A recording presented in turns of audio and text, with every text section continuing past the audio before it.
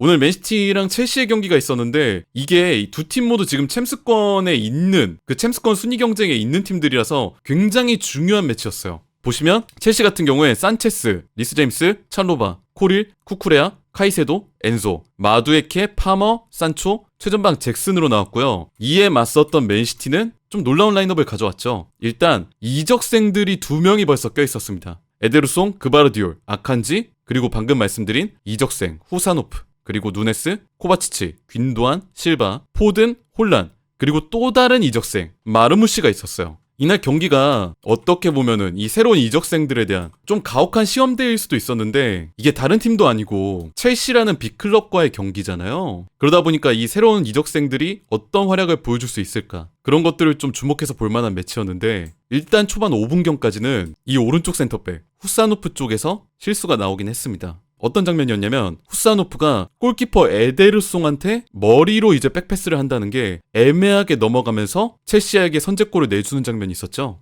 근데 이게 이 새로운 이적생인 선수가 처음에 그렇게 실수를 하고 나다 보니까 그 이후로도 한 2번인가 3번인가 연속해서 빌드업 상황에서 미스가 좀 나왔어요. 뭐 패스 미스를 한다든지 아니면 좀 볼 탈출을 당한다든지 그런 그림들이 좀 나왔는데 저는 그 뒤에 맨시티 선수들이 보여준 게 조금 괜찮았습니다. 시티 선수들이 그 뒤에 어떻게 반응을 했냐면은 일부러 빌드업을 할 때 후사노프한테 좀 볼을 안 줬어요. 일부러 아칸지, 그바라디올, 코바치치, 귄도안 이쪽 라인에서 좀 풀면서 후사노프한테 최대한 좀 부담이 안 가게 볼을 일부러 안 넘겨주면서 이 선수가 좀 멘탈적으로 회복할 수 있는 시간을 좀 준 것 같아요. 이 덕분이었는지는 모르겠지만 그래도 후사노프가 10분에서 20분 정도 지나면서 그래도 좀 안정감을 찾는 듯한 모습이 있었습니다. 근데 이날 경기가 전체적으로 시티가 처음에 쉽게 풀었던 경기는 아니었어요. 왜냐면은 첼시가 미들블록으로 압박을 세우면서 뭐 아칸지나 후사노프, 에데르송이 볼을 잡으면은 이쪽 라인으로는 압박을 가지 않고 이 길목에서 탄탄하게 막는 수비 라인을 구축을 했거든요.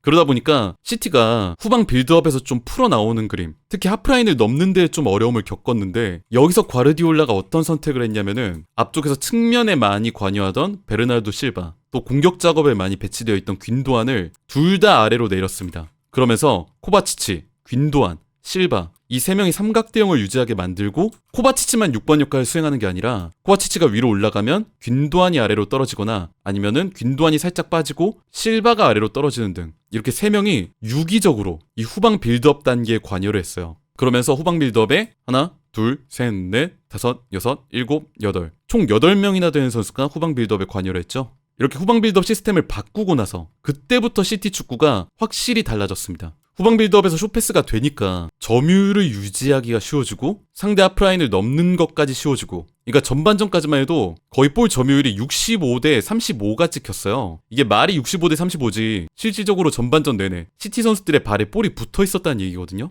근데 이렇게 점유율이 차이가 났던 거는 시티가 물론 잘한 거, 통제권을 가지고 있었다는 점도 있었지만은 반면에 첼시의 마레스카가 평소랑은 좀 다른 시스템을 준비한 것도 있습니다. 이날 마레스카는 전반전까지는 빌드업을 어느 정도 포기한 그림이 좀 있었어요. 예를 들어서 뭐 산체스, 찰로바, 코릴 이쪽 라인에서 숏패스를 하면서 빌드업을 한다기보다는 우리가 볼을 잡았을 때 일단 산체스한테 넘기고 산체스가 롱킥으로 마두에케, 잭슨, 산초 이런 쪽으로 한 번에 볼을 뿌리는 롱패스 빌드업을 썼어요. 굉장히 좀 어떻게 보면 평소보단 다이렉트한 축구를 추구한 좀 경향이 좀 있는 것 같은데 이게 물론 어느 정도는 이해가 갑니다. 왜냐면 마레스카가 또 펩의 제자였잖아요.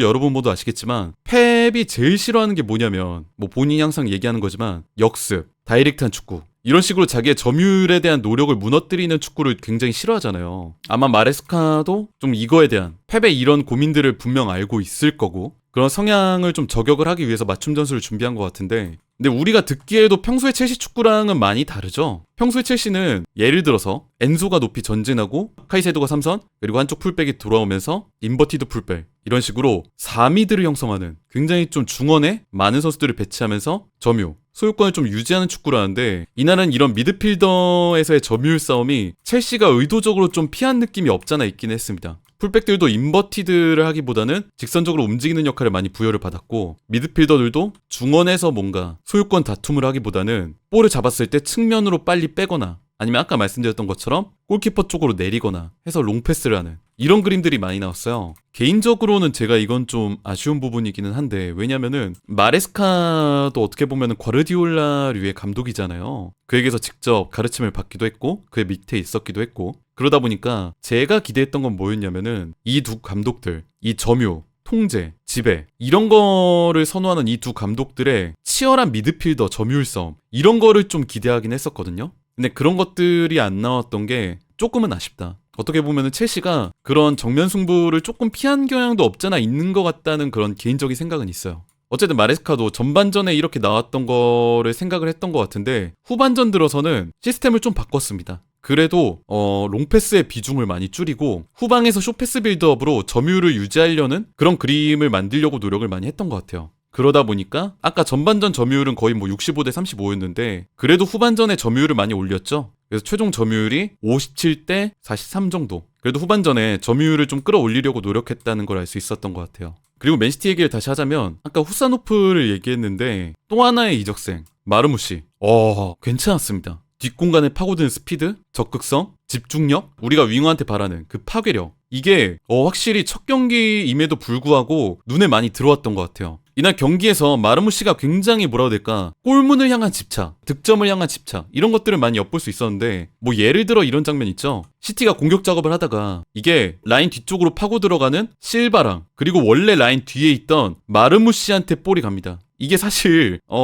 실바 쪽이 온사이드고 마르무시는 오프사이드였거든요. 왜냐면 라인 뒤에 있었으니까. 그래서 마르무시가 그냥 놔두고 실바가 슈팅을 하면 됐던 상황이었는데, 마르무시가 그 대신에 자기가 슈팅을 하면서 동점골을 일단 기록하는 장면도 나오기도 했죠. 물론 옵사이드가 되기는 했지만 이 선수의 그런 집중력, 골문을 향한 집착, 이런 걸 좀 엿볼 수 있는 장면이 아니었나. 뭐 그 외에도 측면이랑 하프 스페이스 인근에서 적극적으로 움직이는 모습들, 요 첫 경기지만 본인이 프리킥을 하겠다고 얘기하면서 프리킥을 가져가는 모습이라든지, 이런 것들이 좋게 볼만한 부분들이 있다. 이런 마르무시의 적극성이랑 더해서 오늘 정말 위력적이었던 선수 그바르디올. 사실 이날 경기가 되게 좋게 풀렸던 게 이 왼쪽에서의 파괴력 때문이라고 해도 과언이 아닐 정도로, 이날 적극적이었던 마르무시랑 기회를 파고들어서 확실하게 마무리 지었던 또 윙어처럼 움직였던 그바르디올, 심지어 이 그바르디올 쪽에서 득점까지도 나왔죠. 물론 지금 마르무시 같은 경우가 당연히 첫 경기인 만큼 뭐 전술에 완전히 적응을 했다 이런 식으로 말하기는 좀 어려워서, 전체적으로 경기 중에 혼자 뭔가 해결하려는 장면, 아니면은 조금은 무리를 하는 장면, 이런 그림들이 있기는 했는데, 이런 거는 사실 시간이 지나면은 굉장히 많이 해소될 문제라고 생각을 해요.